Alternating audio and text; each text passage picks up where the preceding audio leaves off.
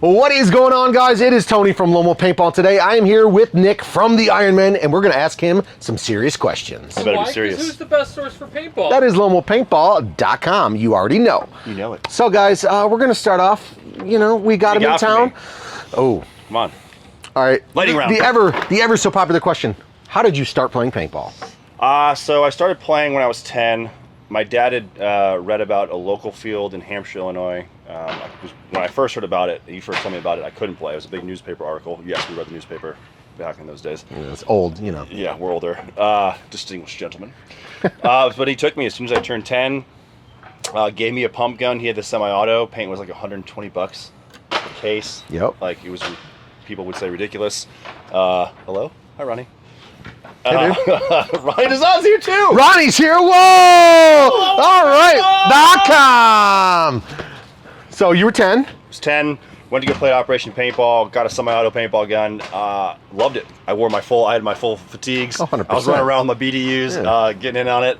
And some of the few things I'll never forget is one, watching someone shoot at my dad and being really mad.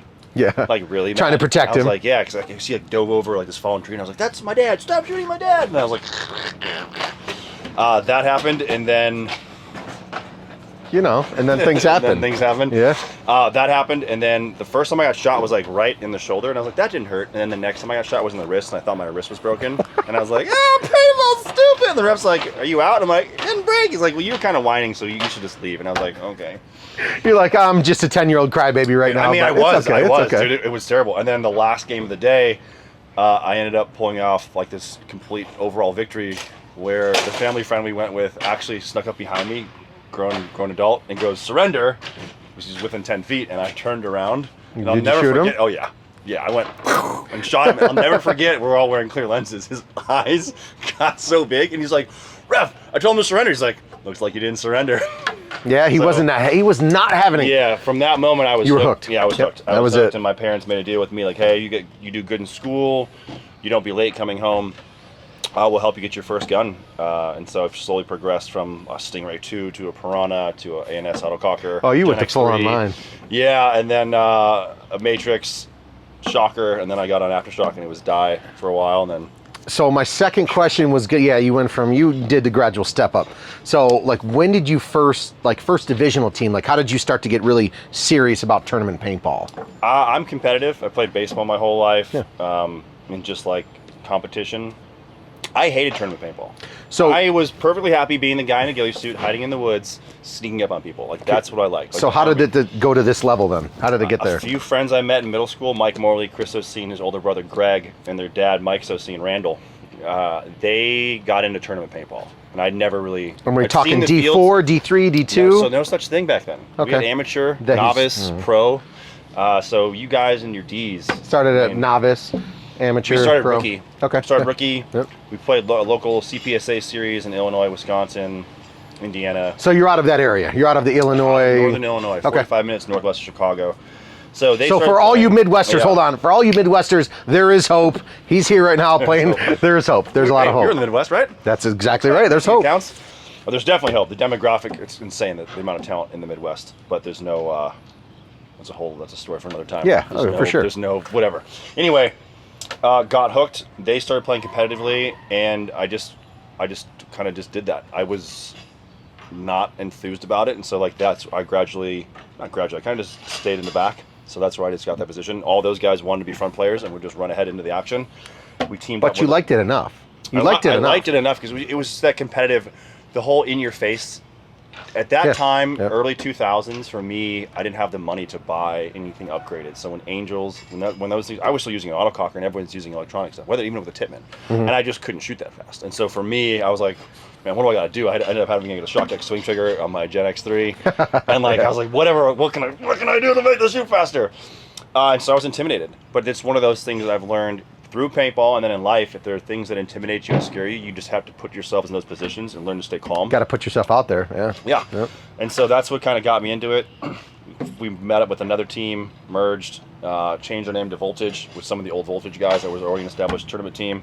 Went from rookie to amateur, and then X-Ball came into it. And we used to play against you guys. You guys played D2, didn't you? Right? Started D2 X-Ball? We actually started D3 at World Cup in 2004. it was funny. We played X Factor, lost them the first day. You went to the losers bracket. We ended up playing 10 full X Ball matches all the way to the finals. Met up with them in the finals and lost. And then after that, it was Division 2, and then I guess you'd call it D1 or semi-pro and 7-man in the MPPL. Yeah. And the team had a lot of success. I partied with the team and went and partied with Marty from Thunderstruck and some of those guys, which I know you know that is. So yeah, And then I would just drive around like all the time to be at Badlands to practice against Aftershock. So he just fell in love. A guy that didn't love paintball so much, he just fell in love with it. I didn't love the tournament side of things. I am more than happy to go jump in those woods and sneak up on people. 100%. Yeah, it's always a good time. Like, that's give me where a big we're game, at now.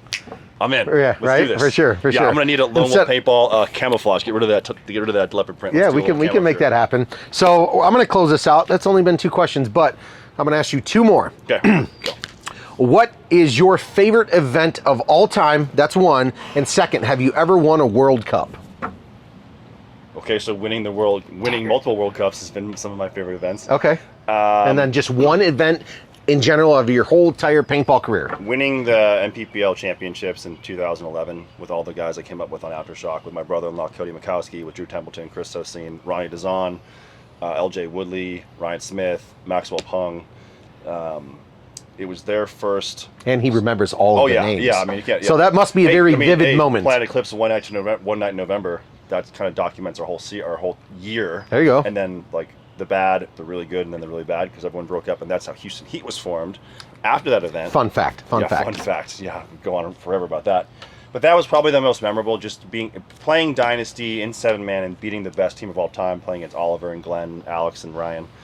In controversy, in true paintball MPPL 7-man fashion. Doesn't get much better than that, to be honest. Winning that. To say you beat out Oliver Lang on the field to win the championship, there it is. I mean, we can't. What now, Oliver? That's it, man. Well, I've got 2 questions myself. Okay. The hard-hitting ones that people want to know. Number 1, when you decided to go pro, were your parents proud of you, or were they like, get a real job?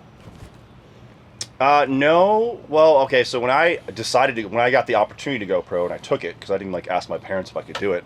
I was already working for Pro Caps. Jeremy Solom was the coach of Aftershock and my boss because he was the warehouse manager in Addison, Illinois.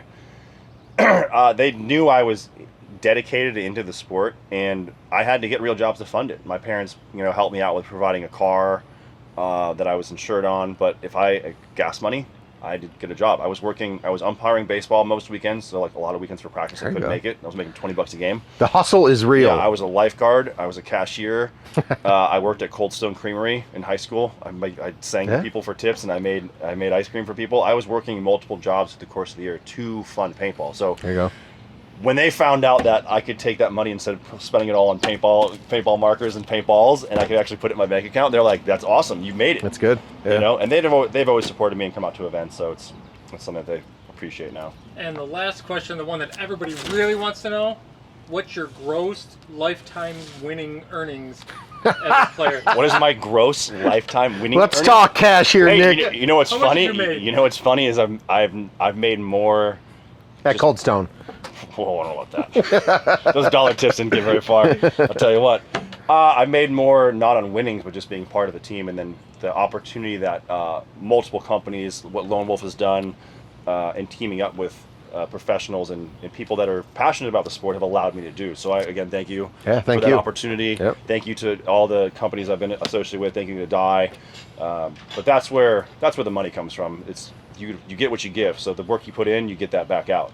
Winning, none of us are playing paintball to win and make money. Playing it for the love of the sport. It's just playing to be the best. Yeah, There's something you have to find in it that you have to hold on to that motivates you, because you will lose that motivation in probably just about any aspect of life. But shooting Chad in the face and talking smack to him is a pretty big motivator. I can't wait to see him soon. There we go, baby. Well, it is Nick from the Ironmen. Hey, thank you for flying in. Appreciate it. Thank you for flying in. Yes. Hey, motivashop.com. Let's go.